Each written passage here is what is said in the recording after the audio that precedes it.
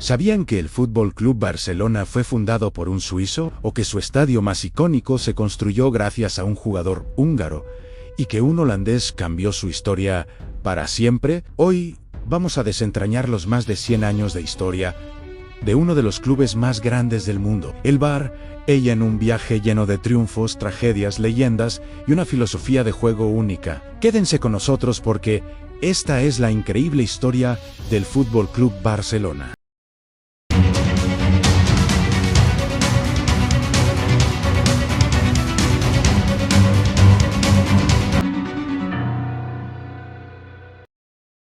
Todo comienza en 1899 en un joven suizo llamado Hans Gamper, que más tarde se conocería como Johann Gamper.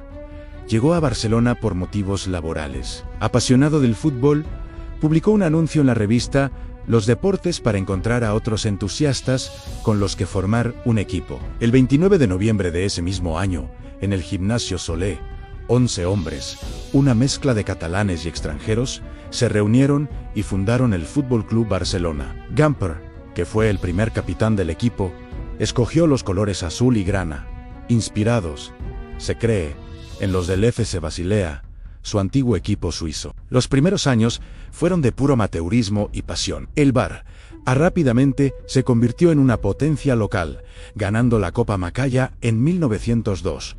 Su primer título oficial, en 1909, el club inauguró su primer estadio propio, el Camp del Carrer Indústria, conocido popularmente como El Escopidora. Tenía una capacidad para 6.000 espectadores, y fue aquí donde nació un apodo que perdura hasta hoy. Las gradas de madera eran tan rudimentarias que, desde fuera del estadio, se veía la fila de traseros de los aficionados sentados en el borde superior. A estos aficionados se les empezó a llamar culers, una palabra catalana que literalmente significa culone, y que hoy en día es el apodo cariñoso de todos los seguidores del Bar, ahí en la década de 1910 y 1920. El club vivió su primera edad de oro. Figuras como Paulino Alcántara, un delantero filipino que es todavía uno de los máximos goleadores históricos del club, y el legendario portero Ricardo Zamora, llevaron al Bar a dominar el fútbol español. En 1922,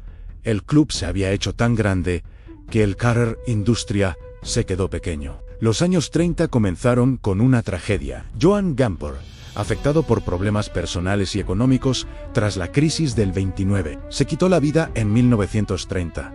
Su muerte fue un golpe durísimo para el club que él había creado. Poco después, en 1936, estalló la Guerra Civil Española. El presidente del club, Josep Sunyol, un político de izquierdas y firme defensor del catalanismo, fue fusilado por las tropas franquistas. Este evento se conoce como el martirio del barcelonismo. Durante la dictadura de Franco, el club fue visto como un bastión de resistencia. Se le obligó a cambiar su nombre a Club de Fútbol Barcelona para sonar más español, y se eliminaron las 4 barras de la bandera catalana de su escudo. A pesar de la represión, el estadio de Les Corts se convirtió en uno de los pocos lugares donde la gente podía expresarse en catalán y manifestar su descontento, aunque fuera de manera encubierta. El club sobrevivió a duras penas, tanto deportiva como institucionalmente. Pero después de la tormenta, siempre llega la calma. Y en el caso del Bar,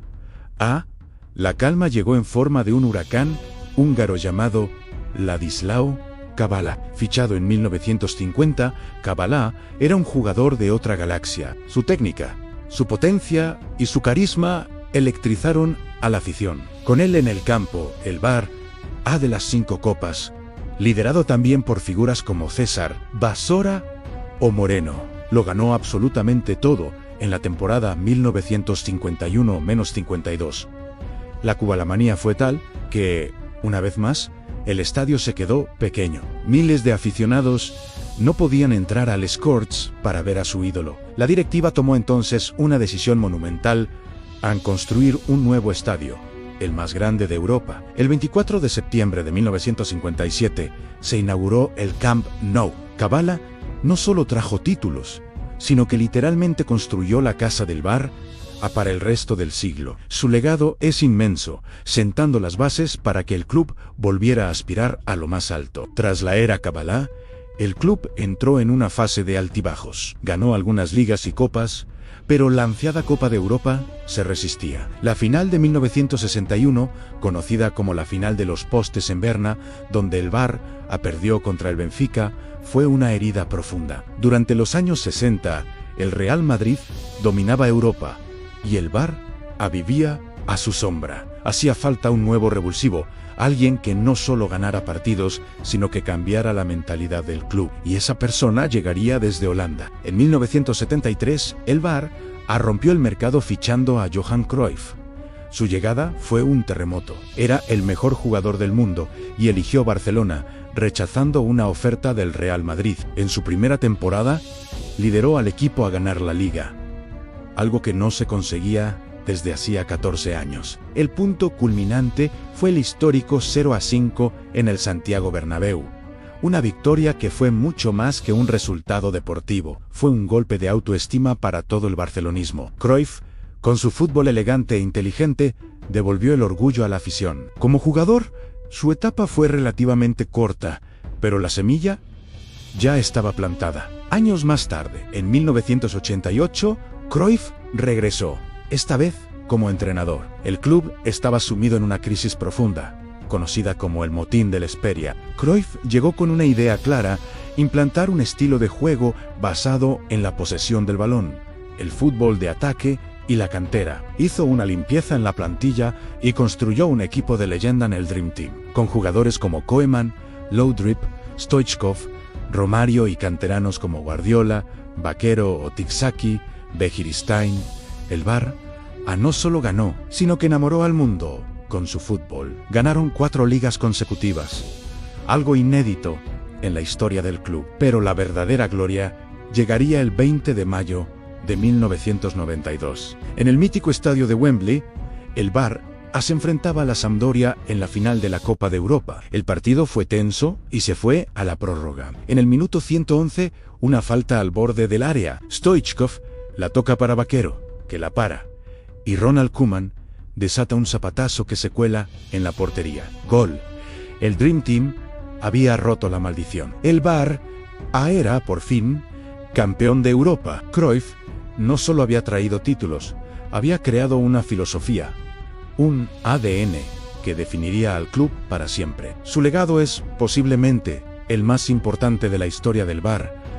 Tras la marcha de Cruyff, el club vivió épocas de éxito con entrenadores como Bobby Robson, con un joven Ronaldo Nazario y Luis Van Gaal, que continuó apostando por la cantera holandesa y la local.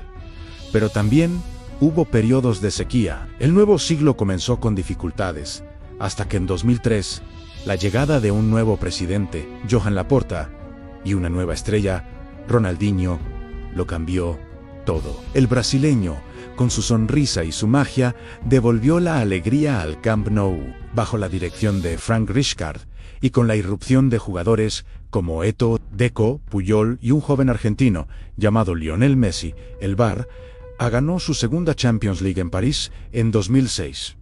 Parecía que se había alcanzado la cima, pero lo mejor estaba aún por llegar. En 2008, el club tomó una decisión arriesgada al nombrar como entrenador a un hombre de la casa, sin experiencia en la élite, Pep Guardiola. Lo que sucedió a continuación es historia del fútbol. Guardiola perfeccionó el estilo de Cruyff, llevándolo a un nivel de excelencia nunca antes visto. Con un centro del campo formado por Xavi, Iniesta y Busquets, y con un Messi desatado como falso 9, el Barça no jugaba al fútbol, lo recitaba. En su primer año, en 2009, el equipo consiguió algo que ningún otro club en la historia había logrado: el sextit. Ganaron los 6 títulos posibles en un año natural en Liga, Copa del Rey, Champions League, Supercopa de España, Supercopa de Europa y Mundial de Clubes. Ese equipo, para muchos el mejor de la historia, maravilló al mundo. El 2-6,